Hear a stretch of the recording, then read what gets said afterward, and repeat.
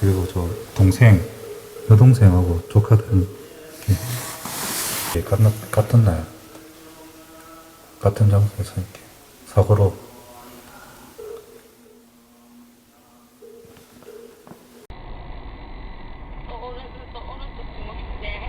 차 와요. 아이고, 아이고. 애기.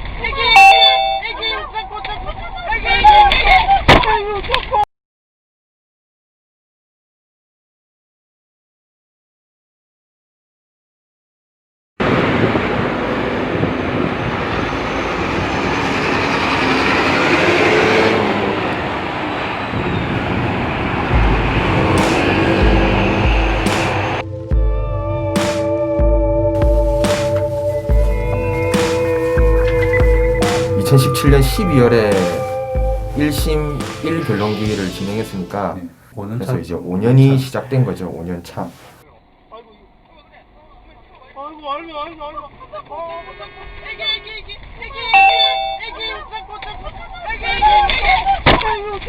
교통경찰은 사이드 브레이크를 올리지 않은 것을 이유로 기소 의견으로 검찰에 넘기고, 검찰은 실험을 했어요. 똑같은 도로에서 같은 차로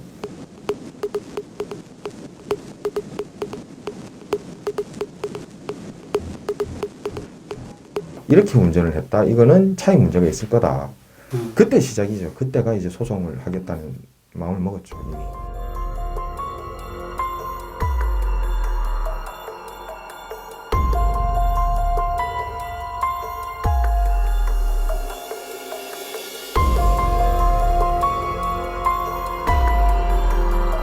피한 사람이 얘기가 차가 엄청 엔진에서 그 차량에서 이상 소리가 났다. 그래서 이거 분명히 그러면 차량이 문제다. 나 들리고 있어요. 그 소리가 얼마나 컸으면 내가 들려돌아보겠어요.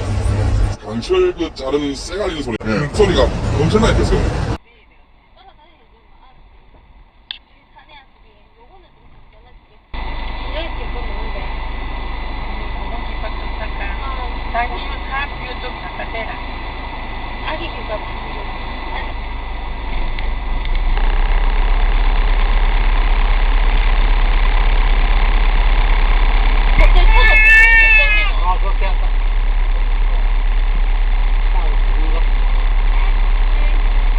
깜짝 놀랐다고 터지고 싶어가지고. 아빠 이 차 몇 년 됐는데? 이거 2001년식인데 이거는 한 10만 개도 못 탔다. 진짜? 응. 애기.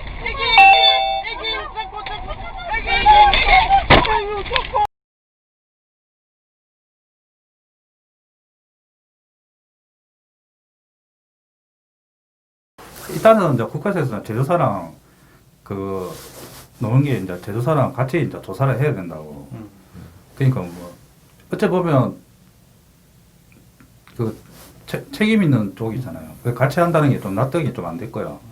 그러면 그러면 만약에 하게 되면 만약 그럴 수밖에 없으면 그럼 우리도 제안을 한 게 우리도 전문가나 하면 또 해갖고 하자 제안을 했는데.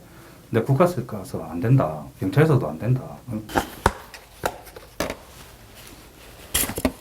이 오일계획 이렇게 찍었어요. 이렇게 오일계획 찍었는데 원래가 정상적으로 이렇게 이만큼 찍혀야 되는 거잖아요. 예를 들어서 예, 정상인데 이만큼 찍혔어요. 그래서 제가 냄새를 딱 맡아봤어요. 이렇게. 그랬더니 경유로사가 팍 나는 거예요.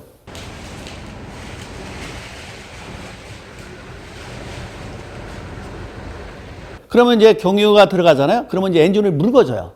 양이 많아지면 이게 터보가 달린 차들은 터보 쪽으로 올라와요. 이게 또 저기 뭐야 흡기 쪽으로도 들어가고 터보 쪽으로 해서 들어가니까 당연히 RPM이 들어간 만큼 계속 더 상승하는 거죠. 그 차가 고압 펌프의 볼트 느슨으로 인해서 그 다음에 경유가 엔진으로 누유돼 가지고 RPM이 상승돼서 혼자 와 급발진 상황으로 되거나 급발진은 이어지지 않았지만 그런 상황을 한 사례가 너무 많아요.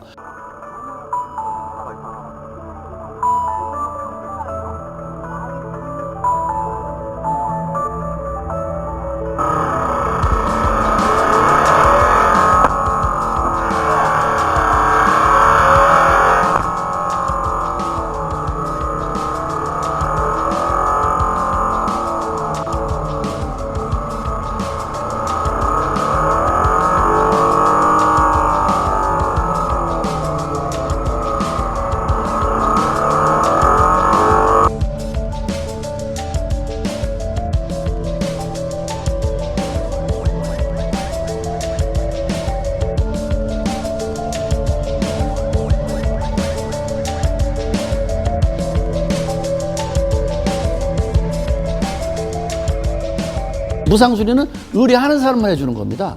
결국은 이 무상수리 했다는 얘기는 메이커도 이미 알았다는 얘기예요. 이 내용을. 그런데 안 했다는 얘기지 않습니까? 이거는 리콜을 했으면 사실은 급발진 부산 사태 앞에서 샀던 거는 4명이 죽을 사고가 아닌 거죠. 아이고 안돼. 아 왜 이래? 아버지 살려주시옵소서. 아버지 하나님 살려주시옵소서.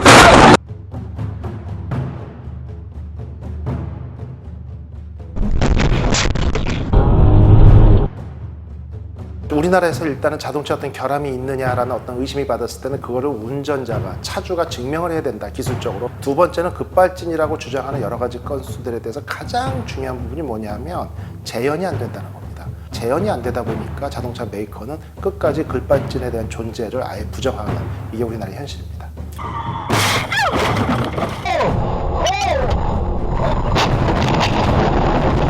미국 같은 경우는 아주 어마어마한 천문학적 규모의 징벌적 벌과금 제도가 있기 때문에 이 자동차에 결함이 없다라는 걸 메이커에서 100% 증명하기 전에는 일단 소비자가 피해를 봤으면 서둘러서 보상을 하고 마무리를 합니다. 근데 우리나라는 징벌적 벌과금 제도가 없다 보니까 메이커에서는 소비자가 자동차의 결함을 증명하기 전까지는 잡아떼고 보상을 안 하고 늑장 대응을 하거든요. 이러다 보니까 소비자들의 피해가 가중되고 있습니다.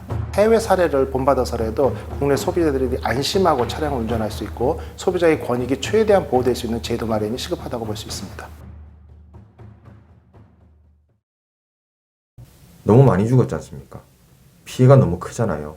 피해가 큰데 아무것도 안 하면 남아있는 사람도 사는 게 쉽지 않을 겁니다. 그리고 다음에도 비슷한 사람이 또 피해를 받게 되면 또 그 사람은 우리의 길을 또 갈 거잖아요. 그런 의미가 있습니다.